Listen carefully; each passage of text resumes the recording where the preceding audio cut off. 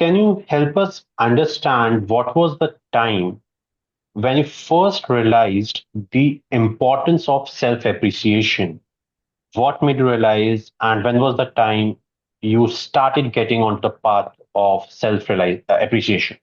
I'm a firm believer in that people that have difficult experiences and work through those difficult experiences, even if it's something you could call a failure, if they really work through that failure, they become much more interesting, successful, whatever, than a person that didn't have the failure in the first place. So my father, unfortunately, or anyway, it's the way it was. My father was a violent alcoholic, and when he had been drinking, he told me many, many, many times, "You're no damn good, and you'll never be any good." I mean, in very strong language, yeah. And then maybe he, in fact, slapped me or punched me after that. But so what I noticed, and if people think about their own lives, they might notice something similar happens. I spent the first 30, 35 years of my life trying to prove my father correct, that I was no damn good and I was never going to be any damn good. Mhm, So I got mhm. in a lot of scrapes. I mean, I wasn't doing illegal things, but I would get in scrapes with policemen or whatever because I wouldn't listen to them. And then finally one day, thank goodness, I said, what the heck am I doing here? Why am I so antagonistic? Why am I so aggressive? And, in studying NLP, which is neuro linguistic programming, very well known by most people, and I've studied it deeply, and I'm meant to be a rather competent person in that field of study. And one of the many, many, many subfields of NLP is something called imperative self. Imperative means you have no choice. So the self that you have no choice but having. And they believe it's in the first 6 years of your life. I believe it's in about the first 15 years of your life. You learn all of the emotional responses that you have to life. So, in other words, my father slapping me around saying you're no good and you'll never be any good. I came to believe that. Now, if you interviewed me, I'm not saying those exact words would come out of my mouth, but if you watch the way I was living my life, I was doing my best to prove them correct. Or if you have a parent that says, "Oh, Pulkit, you're so awkward and not any good at doing anything physical. What's wrong with you?" My father said that. My mother said that. That must be true. And you come to believe it. Yeah. And a lot of other subtle beliefs as well. And, I have a deep interest in sports psychology. And when you listen to most of the top athletes, except maybe for boxers, but baseball players, basketball players, whatever, usually the really top ones tell you how their parents really supported them their whole lives and told them how good they were and how wonderful they were. So they came to believe that. So that means, like in basketball, if you miss your four shots at the first four shots at the beginning of an important game, you don't at all lose confidence in your ability. And your coach, That's in true. fact, keep shooting, you'll get better, you know? So we learn all of these responses, but what happens is we think we're experiencing reality as it really is, but all we're really doing is experiencing a subjective reality, a reality that's only true to me or only true to the boys in my neighborhood in Staten Island, New York, or whatever, you know? Mhm, But we mhm. don't realize that. We think, oh, this is the way the world is. I see it every day. Yeah. No, you see it with a special pair of glasses on that are kind of that you learned how to see things from the teachings of your parents and the teachers in your society. So when I started realizing some of the really negative things I had learned, and thank goodness at the same time I was practicing some breathing exercises and yoga and stuff. And then most importantly, I had two teachers in my life that right from the first day, it was amazing. It's kind of embarrassing even to say it now. They would say to me, they said to me, Charlie, you're such a wonderful student. In fact, you're a fantastic student and you're a wonderful human being. And the first couple of times I heard that, I don't know, it was kind of strange because I'd never heard anything like that before. And in fact, it was the opposite of what I had been hearing. So these two teachers taught me that I had a lot of negative beliefs about myself that weren't at all true. So, I have a friend who's a songwriter, and many years ago, she wrote a song and said, and God don't make junk, is the way she purposely, used bad grammar to say it. God don't make junk. And that's really true. God doesn't make lazy people. God doesn't make awkward people. God doesn't make stupid people. But we learn how to be different kinds of people from the people that are educating us as we're children. And then we continue to find, oh, it happened again today. I'm just making this up now. I've had clients that say, I'm very embarrassed to tell you, I break 4 or 5 dishes a week in my house.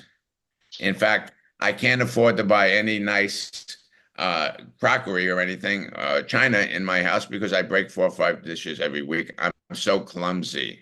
I'm very careful to not try to coach people if I'm not their coach. So I don't go, well, and say something. I just, most of the time I go, oh, okay. So they come to believe that. I break 4 or 5 plates a week because I'm very clumsy. Then if you want to ask them to do something that really has to be put together carefully, they're going to be basically the worst person you can ask to do that. So we have what in NLP and other disciplines we call a self-fulfilling prophecy. So when I believe that I'm clumsy, not only will I break 4 or 5 dishes a week, as an example, but I'll have a number of minor accidents in my car. Maybe I'll trip and fall quite often. I'm having this self-fulfilling prophecy of proving to myself just how clumsy I am. So what I got from one of my teachers, she said to me, what would your life be like if you believed that you are perfect just the way you are now?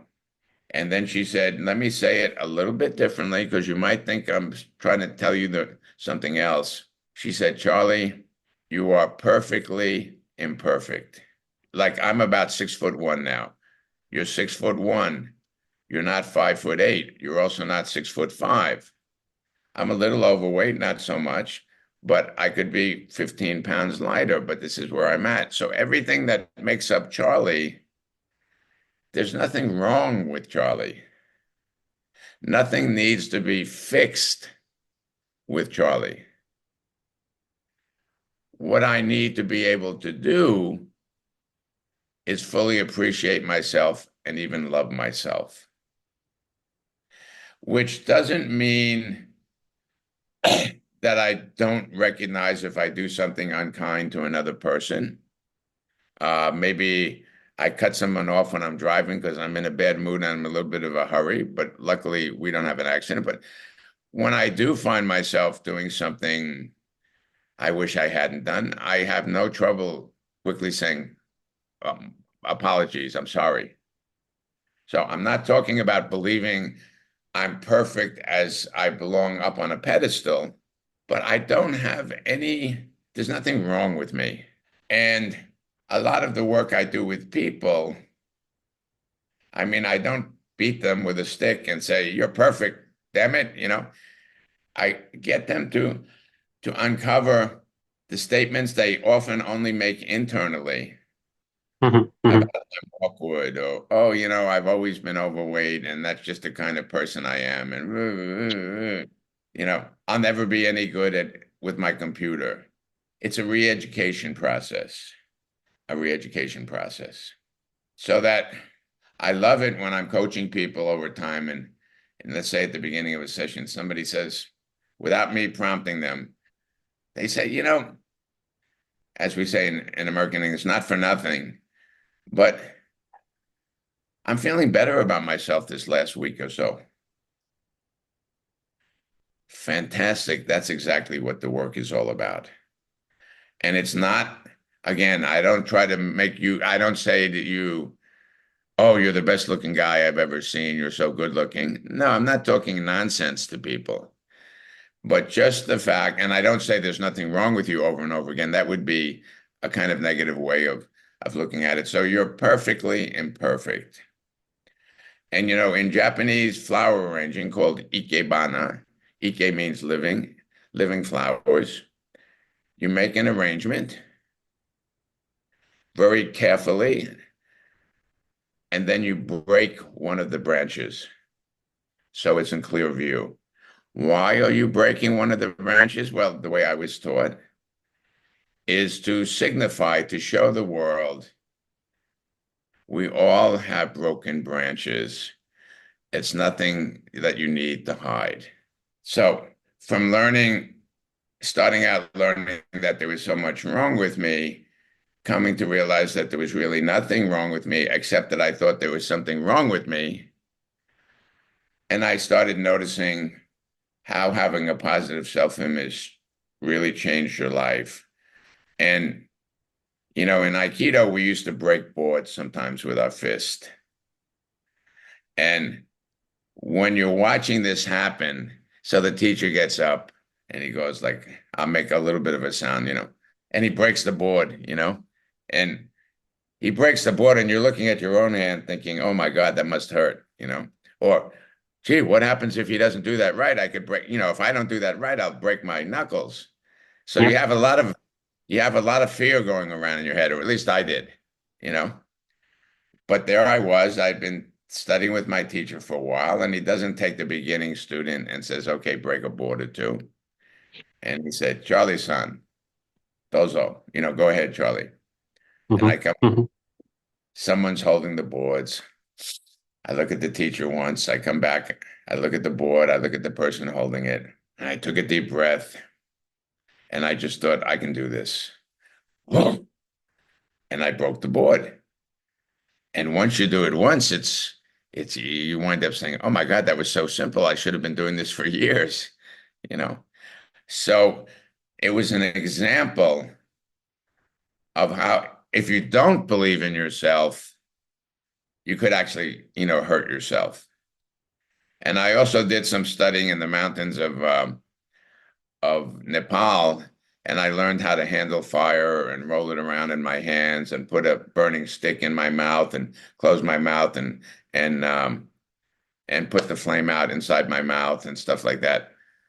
And when you take the stick, it's wrapped with gauze and it's a kerosene. So they light it up and the teacher goes like this and he puts it on his forearm like this. And you see the hairs on his arm going, they're burning a little bit, you know? So then he gives me finally the stick. They're burning a little bit. He takes the stick away. He says, you're frightened. It's no good. And then he puts the stick in his mouth and closes it and extinguishes the flame. Anyway, after 10 or 15 times, I started to realize I can do this. And the moment I realized I could do it, he said, put it in your mouth and extinguish it. And I did it. And again, after the fact, I said, oh my God, this is so simple. I should have been doing this from the beginning. So most of us in life, we need someone to help us understand the phenomenal things we're capable of doing. And I can tell you that I would say most likely never did I ever have a client that came to me and was able to clearly and succinctly state why he was coming to see me. People always misunderstand what's going on for themselves, and they say something that's not really accurate. And if you work on what they just said, you won't be able to help them, you know. So no matter what people say, I like to look at them and say, so let me just ask you, and please always do your best to be honest here, is when it's all said and done, how do you feel about yourself? Some people can't even answer me. Or many, many, many people, they're going like this, like with their head, and it take them one full minute to start to speak. And when they start to speak, they sound very unsure of themselves. So again, I'm not talking about, oh, me, I'm the best looking guy in my neighborhood and boom, boom. No, no, I'm not talking nonsense. It's like I do my best to be kind, caring of other people. I'm creative. I'm hardworking.